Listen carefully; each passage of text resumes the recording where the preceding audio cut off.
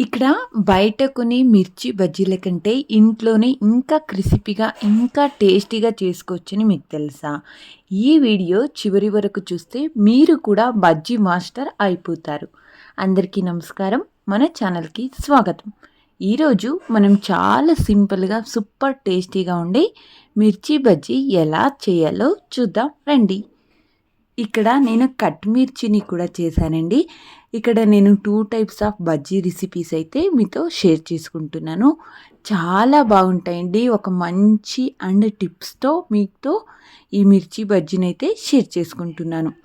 ఇక్కడ ముందుగా నేనైతే మిర్చి బజ్జీలను తీసుకొని మంచిగా వాష్ చేసుకుంటున్నానండి. మిర్చి బజ్జీలు కొద్దిగా లావుగా ఉండేవైతే తీసుకోండి. ఈ కలర్‌లో ఉండేవి. కొంచెం గ్రీన్ అయితే ఆ టేస్ట్ అనేది అంత బాగుండదండి. సో, ఇక్కడ నేను చూపించేలాంటివి తీసుకుంటే పర్ఫెక్ట్‌గా మిర్చి బజ్జీలైతే వస్తాయండి. ఇక్కడ నేను వెనకాల ముందరిది టిప్ అయితే కట్ చేసేసి ఇక్కడ నేను మిర్చి బజ్జీ చేస్తున్నాను. నేను మొదట్లోనే చెప్పాను కదండీ మీకు 2 టైప్స్ ఆఫ్ మిర్చి బజ్జీనైతే షేర్ చేస్తానని. సో, ఆ రెసిపీని ఇక్కడ మీతో షేర్ చేసుకుంటున్నాను. ఇక్కడ నేను 2 టైప్స్ ఆఫ్ మిర్చీస్‌ని కూడా తీసుకొని మంచిగా వాష్ చేసుకుంటున్నాను. తర్వాత ఇక్కడ కావాల్సిన ఇంగ్రీడియెంట్స్ అయితే చూపిస్తానండి. పెద్ద మిర్చి బజ్జీలో 6 తీసుకున్నాను. శనగపిండి 1 కప్పు, బియ్యపిండి 1 కప్పు, అలాగే సరిపడ ఉప్పు, కారం 1 స్పూను, అలాగే కొద్దిగా అజ్వాన్ని తీసుకున్నానండి. బేకింగ్ సోడా, నీరు, నూనె వీటన్నిటిని తీసుకున్నాను. ఇప్పుడు ఒక బౌల్ తీసుకొని అందులోకి శనగపిండి, బియ్యపిండి, ఉప్పు, కారం, అలాగే వాము వీటన్నిటిని వేసి ముందుగా వాటర్ వేయకుండా మంచిగా కలుపుకోవాలండి.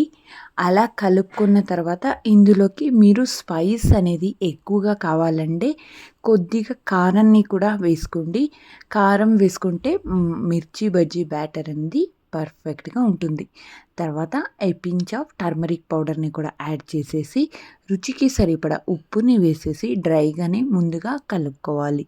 అలా కలుపుకున్న తర్వాత నేను చూపించే కన్సిస్టెన్సీలో అయితే వాటర్ అనేది యాడ్ చేసుకొని బ్యాటర్ని ప్రిపేర్ చేసుకోవాలి.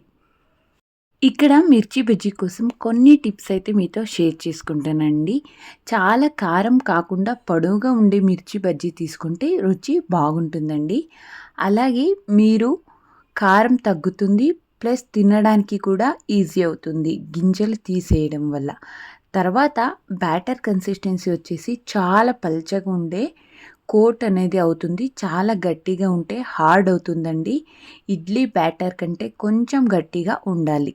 అలాగే బియ్యపు పిండి తప్పక వేయండి. ఇది క్రంచ్ ఇస్తుంది. నూనె చాలా వేడైతే బయట కాలిపోతుంది, లోపల రాగానే ఉంటుందండి. సో, మీడియం ఫ్లేమ్ అయితే బెస్ట్. మిర్చిలో కొంచెం ఉప్పు, నిమ్మరసం లేదా చాట్ మసాలా పెట్టి వేయిస్తే నెక్స్ట్ లెవెల్ టేస్ట్ అని చెప్పొచ్చు. మొదట మిర్చి బజ్జీలనైతే తీసుకొని ఇక్కడ చూస్తున్నారు కదండి, చాలా పొడవుగా ఉన్నాయి. సో, మీకు స్పైస్ తక్కువగా ఉండాలంటే అందులో ఉండే గింజలు అనేది తీసేయండి. గింజలు తీసేసి ఇలా స్లైసెస్ లాగా అయితే కట్ చేసి పక్కన పెట్టుకుందాం. మనం ముందుగానే ఇది కట్ చేసుకొని పెట్టుకోవడం వల్ల మనం వేయించడానికి పర్ఫెక్ట్గా వస్తుందని చెప్పచ్చు. ఇక్కడ నేను చూపించే దీంతో అయితే కట్ చేసుకోండి. ముందర భాగం అలాగే వెనక భాగాన్ని కూడా డిప్ని కట్ చేయాలి. ఇక్కడ నేను చిన్న మిర్చిలు తీసుకున్నాను కదండి. ఇక్కడ నేను 2 టేబుల్ స్పూన్ దాకా బేసన్ని, అలాగే రుచికి సరిపడ ఉప్పుని, 1/2 టేబుల్ స్పూన్ వామని తీసుకునేసి చింతపండు రసం అయితే ఇందులోకి వేసేసి మంచిగా కలుపుకుంటున్నాను. ఇలా కలుపుకున్న మిక్చర్ని మనం చిన్న మిరపకాయ అయితే తీసుకున్నాం కదండి. సో, అందులో మధ్యలో ఉండే విత్తనాలని, సీడ్స్ ఏవైతే ఉన్నాయో వాటిని తీసేసి ఈ గుజ్జును అందులోకి పెట్టేసి బజ్జీ వేసుకొని చూడండి. చాలా బాగొస్తాయండి ఈ మిర్చి బజ్జీలు అనేది. ఇక్కడ నేను చూపిస్తున్నాను కదండి, అదే ప్రాసెస్లో అయితే మీరు చేయండి. మీకు కారం తినాలి అనే వాళ్ళు ఉంటే ఆ విత్తనాలు అయితే తీసేయకుండా ఇలాగా మిక్స్చర్ని పెట్టేసి అన్ని మిర్చీలను రెడీ చేసుకోండి. ఇలా రెడీ చేసుకున్న తర్వాత ఆయిల్ అనేది హీట్ అయి ఉంటుంది కదండి, సో అప్పుడు అందులో డిప్ చేయడమేనండి. తర్వాత నేను ఇక్కడ ఒక గ్లాస్లో అయితే మనం కలుపుకున్న బ్యాటర్ని వేసుకుంటున్నాను. ఇలా వేసుకోవడం వల్ల మిర్చికి ఫుల్ బ్యాటర్ అనేది అంటుతుంది, పర్ఫెక్ట్ షేప్ అనేది కూడా వస్తుంది. తర్వాత ఆయిల్ అనేది ఇక్కడ హీట్ అయిపోయిందండి. సో మీరు చూస్తున్నారు కదండి ఎంత బాగా కలుపుకొని ఎంత బాగా వస్తుందో మిర్చి బజ్జీలకైతే. సో అంతేనండి, ఒకటి కాకుండా ఒకటి వేసేసుకుంటే ఈ మిర్చి బజ్జీలు అనేది రెడీ అయిపోతాయి. ఈ గ్లాస్లో ఒకసారి ట్రై చేయండి. నేను ఇది మొదటిసారి అండి ట్రై చేస్తుండేది.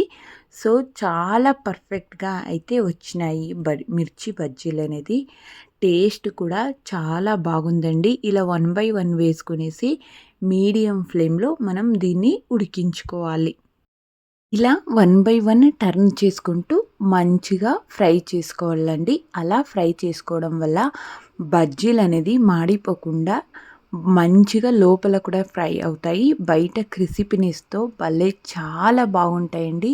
మీరు చూస్తుంటే మీకు కూడా తెలుస్తుంది. హై ఫ్లేమ్లో మాత్రం పెట్టి ఫ్రై చేయొద్దండి. ఆ బజ్జీలు అనేది ఫ్రై అవ్వవు. లోపల మిరపకాయ అనేది ఫ్రై అవ్వకుండా అలాగే పచ్చి పచ్చిగానే ఉంటుంది. ఈ మిర్చి బజ్జీలను మనం ఫ్రై చేసిన తర్వాత ఒక టిష్యూతో కానీ లేకుంటే ఏదైనా ఒక వైట్ పేపర్ మీద వేస్తే ఆయిల్ అనేది ఎక్స్ట్రా ఆయిల్ అంతా పీల్చుకొనేస్తుంది. ఇలా బజ్జీలన్నిటిని ఫ్రై చేసిన తర్వాత వీటిని మనం చిన్న చిన్న ముక్కలుగా కట్ చేసి, ఇంకా మీకు క్రిస్పీ ఎక్కువగా కావాలంటే ఇంకొకసారి ఆయిల్లో అనేది ఫ్రై చేసుకోవచ్చు. ఇలా ఫ్రై చేసుకున్న అన్ని బజ్జీలను ఇలా తీసుకునేసి నేను ఇక్కడ ఆనియన్, క్యారెట్, కొత్తిమీర అనేది, పచ్చిమిర్చి, కొద్దిగా కారం, ఉప్పు అనేది చేసుకునేసి సాలెడ్లా చేసుకున్నానండి. వీటి మీద చల్లుకొని మంచిగా ఈ బజ్జీలను మంచిగా ఎంజాయ్ చేయొచ్చండి. చాలా బాగుంటుంది టేస్ట్ అనేది. మీరు కూడా ఒకసారి ఇలా ట్రై చేసి చూడండి. అలాగే ఇవి ఇలా రెడీ అయ్యాక బయటకు తీసి చాట్ మసాలా లేదా ఉల్లిపాయలతో సర్వ్ చేస్తే ఇంకా టేస్టీగా ఉంటుందండి. ఈ రెసిపీ మీకు నచ్చితే లైక్ చేయండి, షేర్ చేయండి. ఇంకా ఇలాంటి సింపుల్ రెసిపీల కోసం మా ఛానల్ని సబ్స్క్రైబ్ చేసుకోండి మర్చిపోదు. ధన్యవాదాలు. Thank you for watching.